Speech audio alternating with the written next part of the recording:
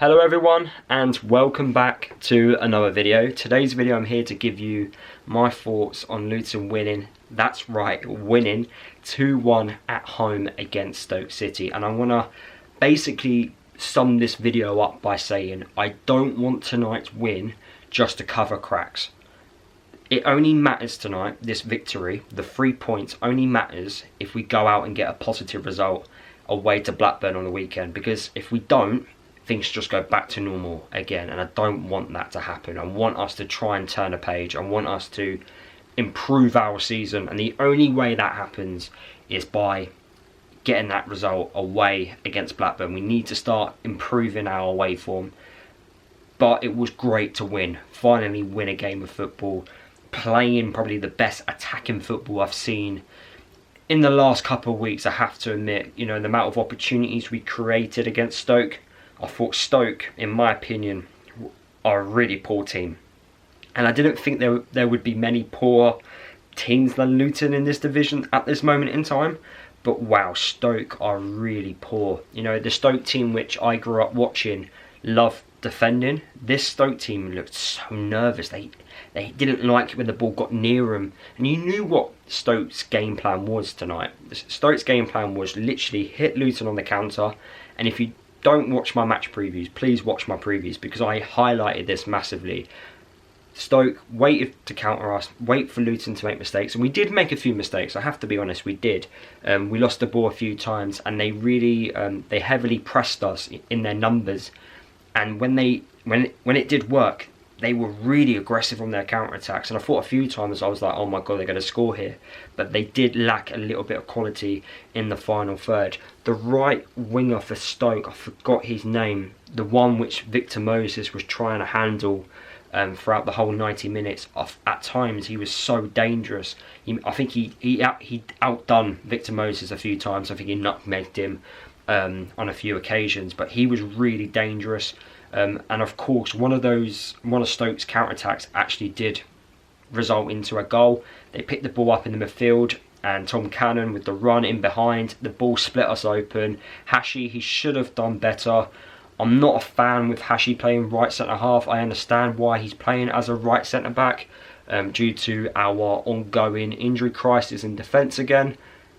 I think he should have done better. I think he mistimed the weight of the pass from the ball, from the pass from the player, and then Tom Cannon there, you know, very clinical.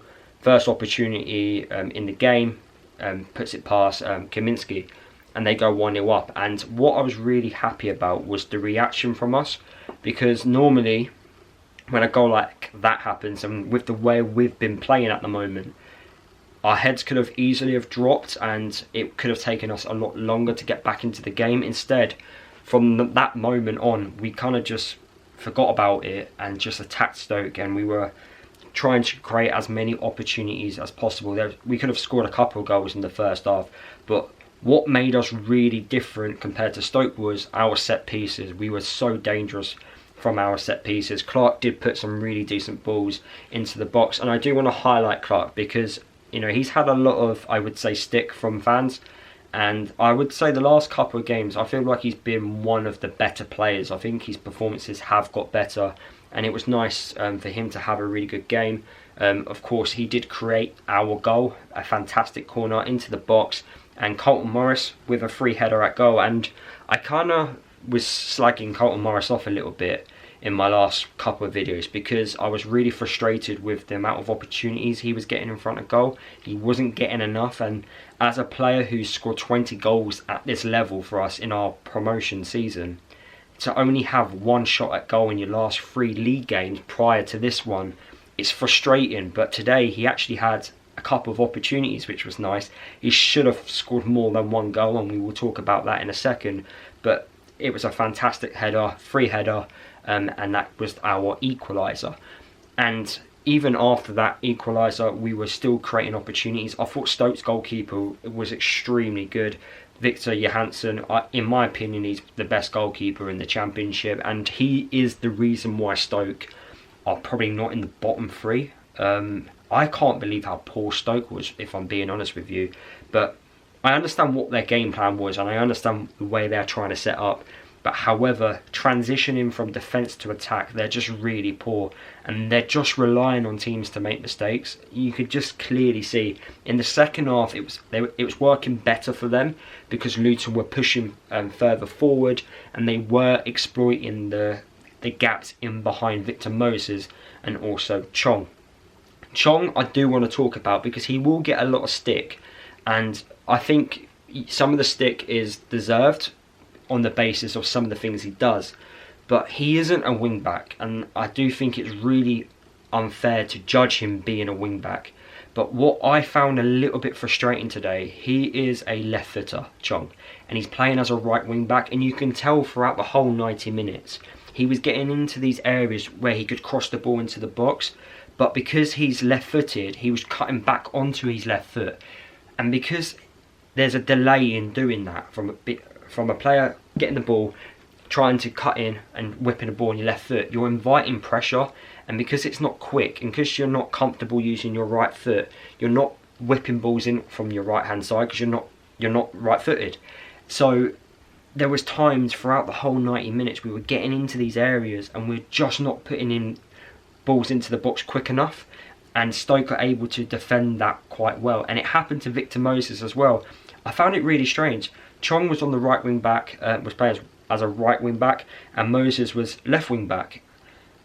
Moses is right footed, Chong is left footed. I didn't quite understand that, and then I kept thinking about why has that happened. There's got to be a particular reason for it, and the only reason why I can think on why that's happened is maybe Victor Moses would be the better player in handling Stoke's right attacker, because Stoke's right winger caused, I thought, Moses quite a few problems.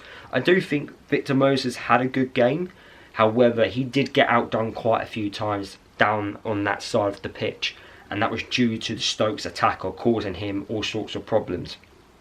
So yeah, I found that quite interesting with the way we were playing.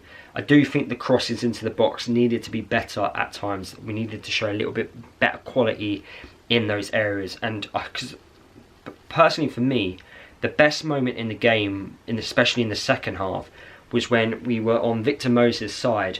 We did a couple of quick passes, and we managed to get the ball into the box, and Carlton Morris was there, and the ball just went just outside the post.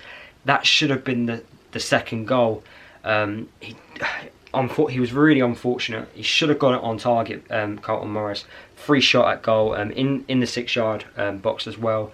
And I was just like, how was that not gone in? But that was probably one of the best moves of the game, because it was quick movement off the ball, and then picking out the striker, and then unfortunately didn't result into a goal.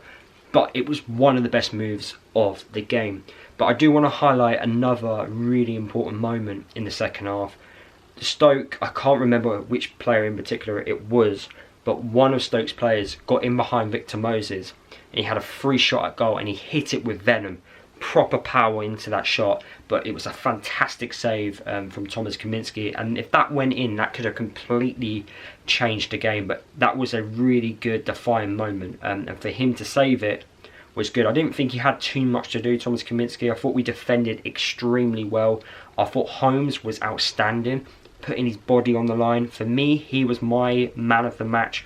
The way he's come in the last couple of games has been absolutely brilliant, and he's really taken up his opportunity. You know, lots of people criticise Luton with the summer recruitment, but out of all the players we've brought in, Holmes has definitely been a massive standout. Him and Krause have been brilliant, in my opinion. Krause is definitely getting better. He's pressing the energy, which he does off the balls. It's really impressive. He's also a good passer as well.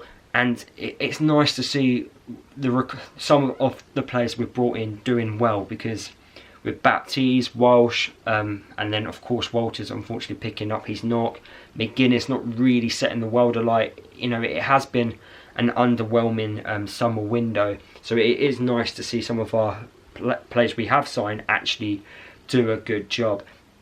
But the second goal, and I do want to mention the second goal, because I was talking about Chong being on the right, playing as a right wing back despite being left footed. At one point in the game, because we're pushing for that second goal, he ends up being on the left hand side and he wins a free kick in a dangerous area which Clark ends up taking. He puts in the ball, it bounces out to the edge of the box, and I've been very vocal in Luton not shooting outside the box, but what does Kraus do? He hits it first time, and as he hits it, it deflects off Elijah Adebayo, who's now scored 3 goals in his last 3 games.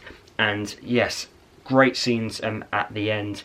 Delighted for Elijah, because I do think he works extremely hard. I do think he should have scored more goals so far in the league, but as Rob Edwards mentioned in his interview after the game, Elijah Adebayo goes on these types of runs where he goes, you know, 7-8 games scoring goals, and if we can extend that to 15-16 league games with him consecutively scoring goals, then we are more likely going to pick up more wins and pick up more points, of course.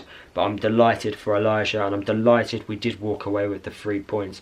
However, if we didn't walk away with the 3 points, I would be as honest as I am with you guys now. There is some things that do need to improve on, especially creating opportunities that don't involve a set piece, and also the shape. I know it's a makeshift back line, but that could be really easily prevented with having the likes of Joe Johnson play as a left wing back, because he's left-footed and natural in that position. I was confused with no substitutions. Maybe Edwards sensed a goal was coming and he didn't want to ruin the rhythm of play, but as a team that keeps breaking down due to the amount of injuries we keep sustaining, I was disappointed that we didn't make any subs. It's a 3-game week. We don't do well in a 3-game week. We sometimes look tired, we look exhausted. I don't think we did tonight. I thought the energy levels were there, but I was still surprised not to see any substitutions. And I'm disappointed to see 2 goalkeepers on the bench. I can't lie to you. I know we've got injury problems. That's understandable. But recently, I don't know if you guys know, our academy, we've been scoring lots of goals in our academy. I think the under-21s are doing extremely well. And there's a few players that are, have been standout performers. Why don't we, offer them an opportunity at being on the bench? I'd rather have an academy prospect on the bench rather than 2 goalkeepers. Maybe an academy lad could give us something different. Give him a chance. He's going to learn so much more being in the first team bench than he is watching the game at home. Let him experience that environment. Don't need 2 goalkeepers on the bench. That's ridiculous. But I know that's something little to, moan about, but come on, we don't need that. But look, overall, fantastic, 3 points, and we climb up that championship table. But like I said at the start of the video, let's not paper over a few cracks here. Let's go to Blackburn and get a positive result away from home, and then look, that will be a great potential end to the year of what's been a poor year, and we can hopefully look ahead and go, right, let's have a good January window, let's have a good start of 2025 and see what happens in the second half of this season. I hope this win doesn't just delay the eventual sacking of Edwards. That's what we don't want, ideally. So look, onwards and upwards. Tomorrow's video I will pick out 5 things from this game which we've learnt about, and yeah, hopefully you guys are all happy that we've managed to pick up the 3 points. Drop a like, let me know your thoughts down below, subscribe if you're new, and I'll see you guys in tomorrow's video.